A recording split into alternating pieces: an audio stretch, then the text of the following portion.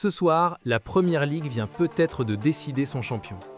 Arsenal gagne sans jouer bien, City lâche 2 points face à une équipe de relégation. Et le titre s'éloigne un peu plus chaque semaine pour Guardiola. Voilà tout ce qui s'est passé ce soir en J29 et pourquoi ça change tout. On commence par le bas du tableau. Craven Cottage. Fulham reçoit West Ham et cette affaire va tourner autour d'une erreur de gardien monumentale. 65e minute. Leno sort de sa surface. Il ne sait pas trop quoi faire du ballon. Bassey est là. Bassey attend Leno. Leno attend Bassey. Personne ne touche le ballon. Summerville fond sur eux comme un rapace et il plante dans le but vide. 7e but en 10 matchs pour Summerville.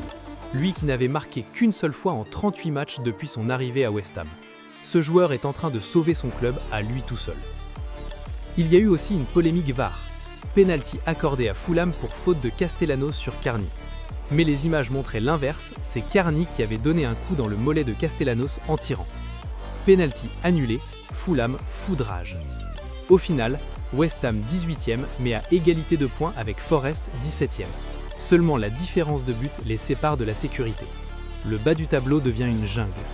L'Amex Stadium. Arsenal sans Saliba, blessé à la cheville, sans Ødegaard, toujours absent.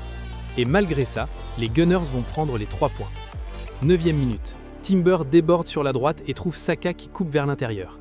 Sa frappe prend une déviation sur Beleba et passe entre les jambes de Verbruggen. 1-0. Son 300e match compétitif avec Arsenal. Cadeau ou non, le but compte. Et c'est là que le match devient étrange. Brighton pousse, Brighton domine. 6 des 7 tirs de la première mi-temps sont pour Brighton. 58% de possession pour les locaux. Mais Arsenal défend comme une forteresse. Gabriel sauve son gardien sur la ligne dès la 3e minute. Rutter force un arrêt de Raya. Minty provoque la panique dans la défense. Wiffer se retrouve seul au second poteau mais envoie sa tête droit dans les mains de Raya. C'est la plus belle chance de Brighton. Arsenal n'a eu que 7 tirs en tout. Mais ça leur suffit. C'est leur 10e victoire d'un seul but cette saison. C'est aussi leur 14e clean sheet. Le plus grand nombre depuis 2005-06. Ce n'est pas beau, mais ça marche. 67 points. Arsenal en haut. Villa Park. Top 5 contre top 5. Et c'est Chelsea qui va tout exploser. 2e minute. Villa mène. Leon Bailey centre. Douglas Luiz dévie dans le but. Plus tôt que prévu.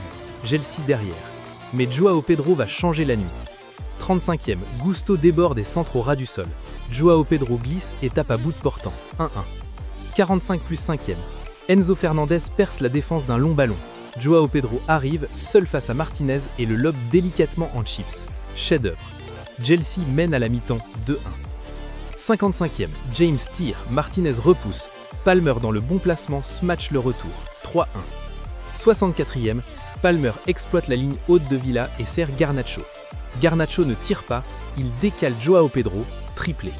Joao Pedro, 3 buts, une passe décisive ce soir, 14 buts en Première Ligue cette saison. Et Watkins avait eu un but annulé pour hors-jeu en première mi-temps qui aurait tout changé. Chelsea 5e, 3 points derrière Villa, qui accumule les mauvais résultats. La course pour la 4e place n'est pas finie. Et maintenant le match qui a décidé de la soirée, l'Etihad. City reçoit Forest, 17e, en pleine crise de relégation. Sur le papier, City devait écraser Forest et revenir à 5 points d'Arsenal. Ça n'a pas marché comme ça. 31e minute. Cherki centre depuis la droite. Semenyo lève la jambe et contrôle tir du gauche en pleine surface. 1-0. 5e but en PL depuis son arrivée en janvier. City dans le bon sens. Et City contrôle. City domine. 70% de possession. 21 tirs contre 9. Mais Forest est là. Et Forest va chapper de façon magistrale. 56e minute. Igor Jesus dévie un ballon dans la surface. Gibbs White est dos au but. Il ne se retourne pas, il fait une passe en talon parfaite qui passe entre les jambes de Donnarumma. 1-1. Le genre de but qu'on ne peut pas anticiper. Donnarumma n'avait aucune chance. City répond dans les 6 minutes. Ait Nouri centre au corner. Rodri fantôme qui surgit au second poteau et propulse au fond. 2-1. Forest réclame une faute dans la mêlée, l'arbitre laisse jouer. 76e minute.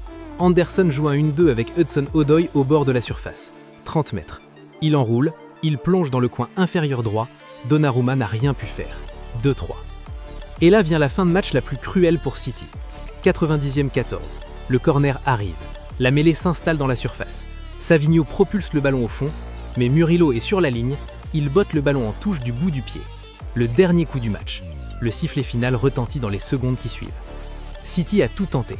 Rodri a raté une frappe face au but à la 90e, Semenyo a envoyé un coup franc juste au-dessus, mais Forest n'a pas lâché. Voilà où on en est ce soir. Arsenal 67 points, City 60 points, 7 points d'écart, 9 matchs restants. City a un match en main, mais l'écart grandit semaine après semaine. Et ce qui est important ce soir, ce n'est pas juste le résultat, c'est comment Arsenal gagne, sans jouer bien, sans Saliba, sans Ødegaard. Ils grattent, ils défendent, ils comptent les points. Et ce soir, pendant qu'Arsenal comptait ses points face à Brighton, City perdait les siens face à une équipe qui lutte pour survivre en Première Ligue. Forest, en pleine crise de relégation, est venu à l'Etihad et a pris 1 point. Il reste un choc direct Arsenal-City le 22 mars à l'Emirates. Mais pour l'instant, Arsenal est en tête et cette avance commence à ressembler à quelque chose de sérieux. Est-ce que vous pensez que City peut encore revenir sur Arsenal avec 7 points d'écart et 9 matchs restants? Dites-moi en commentaire.